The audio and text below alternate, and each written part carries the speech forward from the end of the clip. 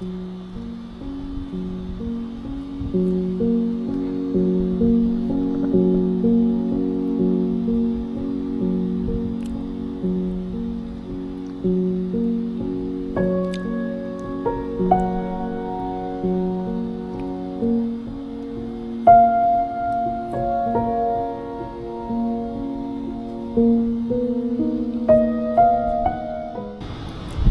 friends, welcome back to another video. Today we're outside. It's a very sunny morning and we are at the mulberry tree and we are picking mulberries. It's been raining for 2 days and so a lot of the mulberries had dropped off the tree. It was just covered with fruit. So today I'm picking some of it. This is my 7th harvest of this mulberry tree and I'm so happy. So Sarah Purdue, if you're watching this video, this is for you. This is my mulberry tree and this is what it looks like, and it's just crazily laden with fruit. So I got this idea from you on how to propagate the mulberry tree, and so I will be propagating that. But my mulberry tree doesn't have a lot of branches, like small branches. I'll show you. So these are the branches that it has. So I was wondering, Sarah, if I can cut these branches off and if they would propagate, you know, or I cut it from here since this branch doesn't have any fruit, and see if it's gonna propagate. Okay, so this is my first year growing mulberry and I'm really happy that I choose this one. So my mulberry is a weeping mulberry and it's just incredible. I've seen other mulberry before, but they were not like mine. They were just spread out and the fruit were much bigger. My fruit is not that big, it's pretty small, but the tree is very prolific, so I like that. So I'll be definitely propagating this one. So Sarah, if you're watching this video, tell me, what should I do? Should I just wait until it's finished and then cut the branches and propagate just the small branches that I show you, or should I just cut like the fatter stems? Okay, let me know. But there are different kinds of mulberries. I learned about there are like 4 or 5 different variety of mulberry, but for mine, which is the weeping mulberry, it was made a weeping mulberry. It was made a weeping mulberry.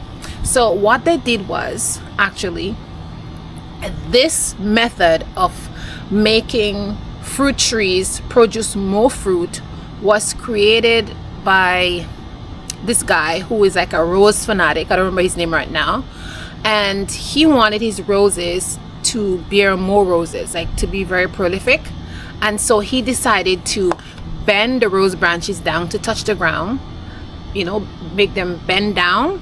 And so he realized that once you make the branches bend down, that the sap flows downwards and on every bud it makes a rose. So they have copied that with the weeping mulberry tree. And if you notice, I will show you, every node on this tree has fruit. Look, so right here is a node, right here is a node. Every node on this tree has fruit. Do you see that? Every node has fruit on it. So that's the purpose of doing that. So the sap is flowing downwards and it causes fruit to appear on every node of the tree.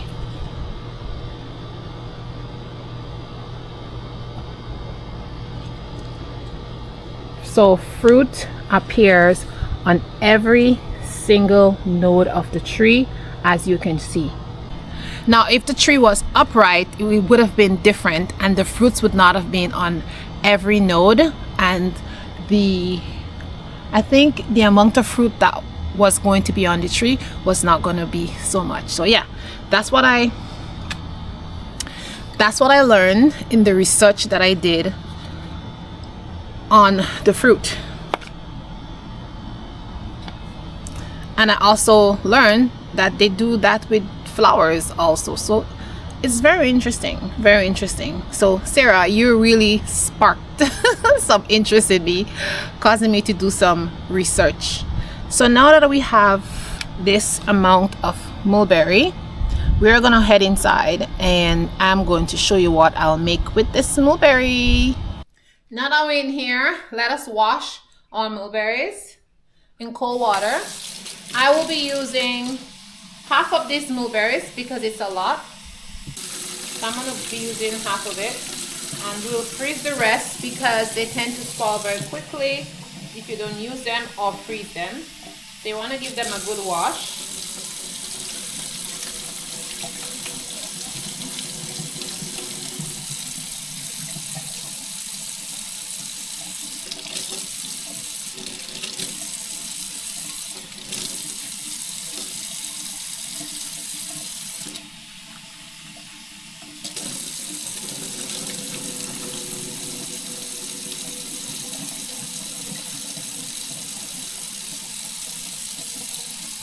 Okay, now that you wash them, let's go over to the stove area and do our mixing. I'll be making like a pancake-like, I don't know how you want to call it, but I make this pancake-like things, which I like to do. It's easy and very simple. But what I'm putting in it is a vanilla extract. I have 2 of my lovely eggs from my chickens from the farm. Some almond milk, some self-rising flour. You can use self-rising flour or you can use pancake mix, whichever one you have, it doesn't matter. And my mulberries, okay?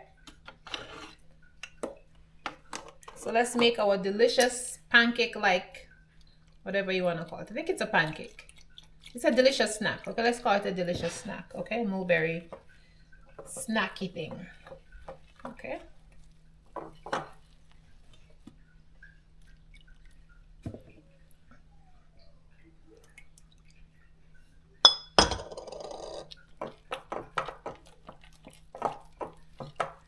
And this is really quick and pretty easy.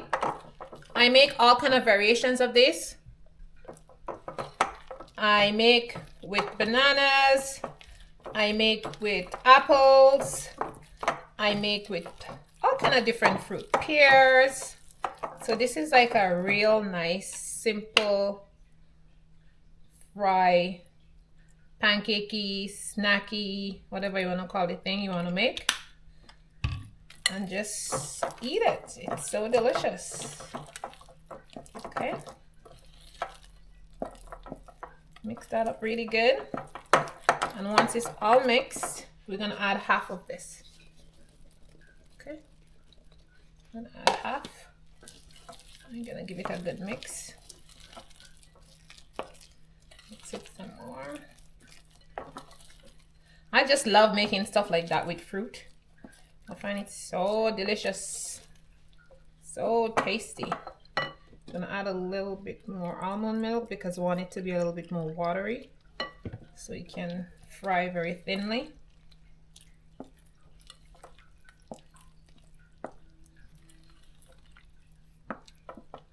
Okay, and I usually leave this to rest for 15 minutes because I want it to rise up and become fluffy. And so we're gonna get a bag and we're gonna freeze the rest of this.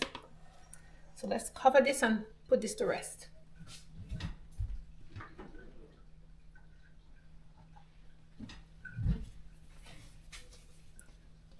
Rest for 15 minutes.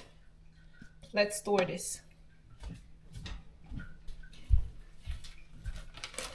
Now I'm gonna get my Ziploc bags and I am going to just pour this in there. Basically,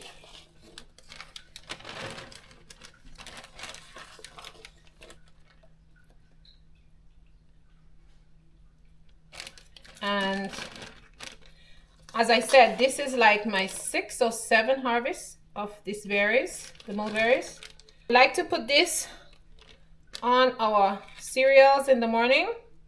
So all you have to do is just take some of this frozen mulberries out of the freezer and just pop it on top of whatever you are eating, and it's very tasty and they freeze really well. Or some drops Some dropped. And this is it.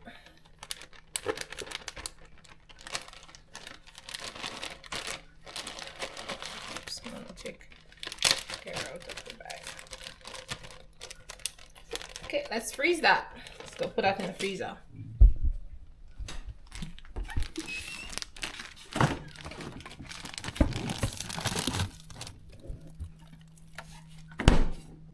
So it's 15 minutes later, and look at that. It has risen really nicely.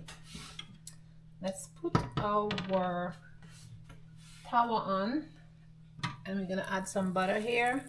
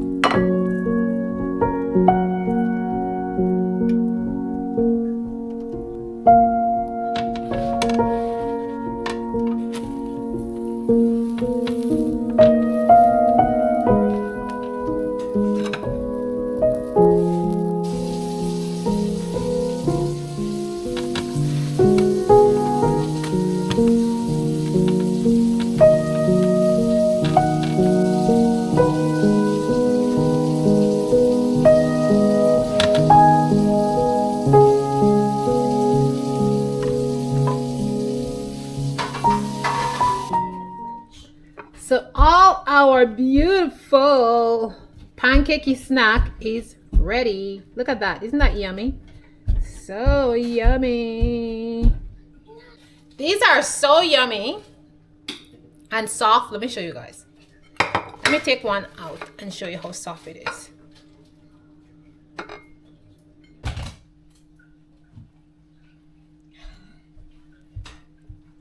This is so soft. And then you can see the berries. The mulberries just poking through. They're very delicious. And adding the egg to it just makes it very soft. So, yeah. You can make your own self-rising flour for this recipe. And store it in a container. So when you want to make any things like that, it's just very easy to do. That's what I do. I make my own self-rising flour. And I have a video on that, so you can go watch that to see how I make my own self-rising flour. Okay, let me show you how I will serve this deliciousness. So I like to eat it like this. It tastes really good. You don't need to put anything in it. It just tastes really good. It just tastes like a bread. So it's a tad bit it's very buttery, very nice, because I made it with butter. So here I'm going to take what I want. And you can put syrup on it. You can put store-bought syrup, or you can make your own syrup. I like to make mint syrup, so you can make your own mint syrup. But I like to have honey on mine. Let me get my honey. Oh, hang on. Also another kind of syrup here, I'm going to mix it. This is like a herb syrup that I made. I'm going to add a little bit on mine. That's gonna be yummy. So I like to make these syrups are very easy to make. You can put it on your bread or anything, or you can make like a liquidy one like this. Just get one of those bottles so it's easy to pour. I'm gonna put some honey on mine too, a little bit of honey. Okay.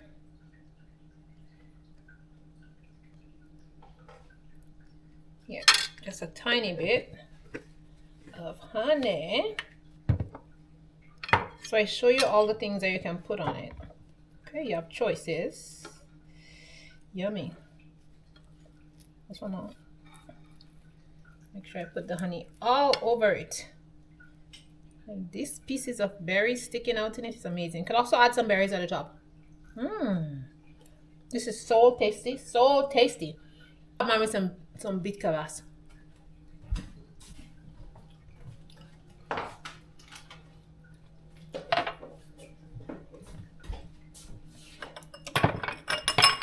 So I have my kvass that I make with beets here. It's been fermenting for almost a week. And I'm super excited to have some. Ooh, this kvass looks so amazing. Let's pour some in. Oops.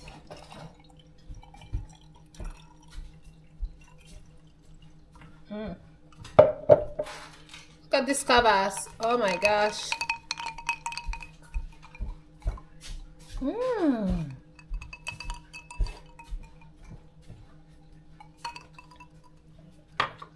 This is amazing stuff, guys.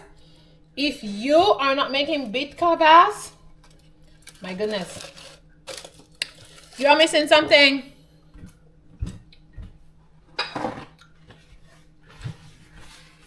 All you need to do is put beet in a container, add some sugar and a little pinch of salt, leave it to ferment for 7 days, and then you have this amazing drink, which is fermented and tastes amazing.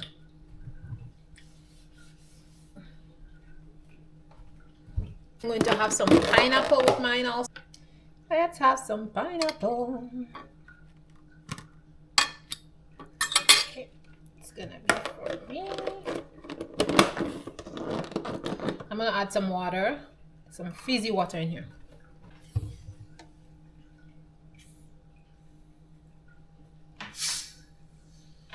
Oops. I don't want it to fall over. This is really fizzy. This is sparkling water. It tends to just bubble over. So I'm adding some sparkling water inside mine because the kvass is a little bit sweet and I don't like it too sweet. to always add sparkling water, and it's just the right taste. This is the right taste. And now, I'm gonna eat an amazing, delicious breakfast.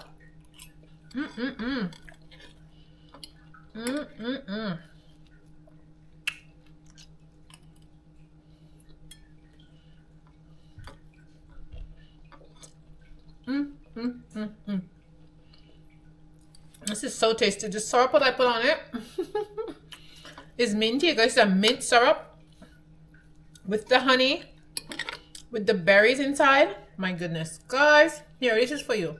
Enjoy, enjoy, enjoy.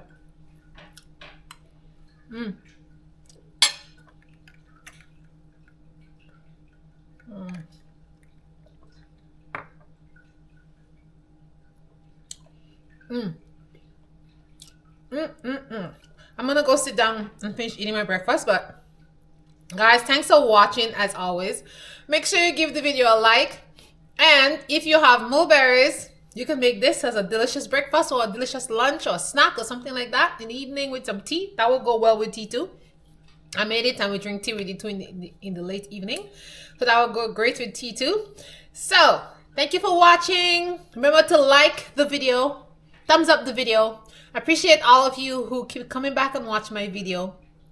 And remember, guys, stay positive. Don't let anybody upset you. It's not worth it. You only have one life to live. Live it happily and fullest. Ciao, ciao, my loves. I'll see you in the next one.